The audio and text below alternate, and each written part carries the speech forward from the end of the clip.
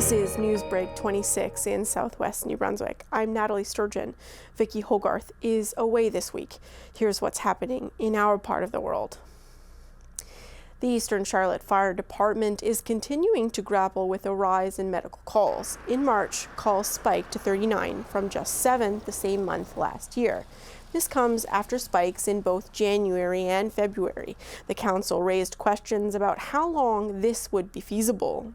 I'm just concerned because if you look at the report for February 2025, you see an increase by over 18 calls. Last year there was 1 call. This year there was 19 calls for total rescue and resuscitation. And then again, and you look at for March, you see another increase, another big increase, where last year there were 7 calls and this year there were 39.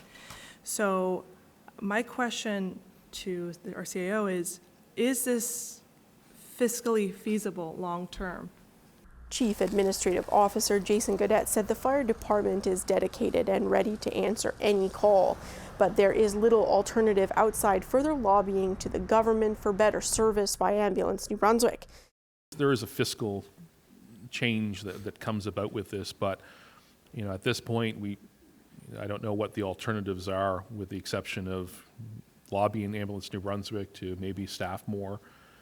There certainly is a gap, and they're doing a very good job to fill that, and we're hearing a lot of great things with response time, and I think for residents, if you're in trouble and you're calling and the ambulance is saying that they're 45 minutes away, at least now you know that there is somebody else coming quickly. AMB is a public service operated by Medivy, a private company. Councillors around the table described some of the difficult calls the firefighters are facing in the community. In the last 2 weeks, look at the funeral home websites around. Most of them are not ones that I know myself I don't want to roll up on in the middle of the night and have to deal with that either. And I don't know how they do that and how mentally they stay strong to do that. And my heart goes out to them for that. Not to mention that, hey, whether we like to admit it or not, we are in a drug crisis. Both the Union of Municipalities of New Brunswick, the Paramedic Association of New Brunswick, and the Association of Fire Chiefs are all asking the province to look at the delivery model ahead of AMB's next contract.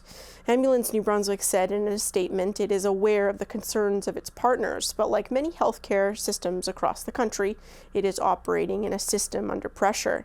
It went on to say, we think it's important that we collectively look at the current model in a collaborative way to make sure that we're optimizing the resources we have to provide the best access to care that we can. In rural parts of New Brunswick, the response time for an ambulance is 22 minutes. According to data provided by Ambulance New Brunswick in Blacks Harbour, it responded to 81.7% of those calls within 22 minutes. In nearby La Pro, it responded to 72.7%. The average in Charlotte County in March was 87.4%. It also provided data to CHCO-TV about offload delays, the amount of time an ambulance spends waiting to release a patient into hospital care. In Blacks Harbour, 65.6% of 911 calls in March were held in delay. The average for Charlotte County was 52.3% in March. Meanwhile, Goodette says while there is likely some fiscal impact given the sheer amount of calls, the greater concern is the toll on human resources. I know, speaking to other administrators, that's we're not so worried about the fiscal side of things. I mean, it's certainly important, but when does our fire service say, you know what, we're exhausted? That's all the news I have for you. For more stories and online exclusives, visit CHCO-TV and the Courier at CHCO.TV. A news and public affairs production of CHCO-TV, New Brunswick's only source for independent community television.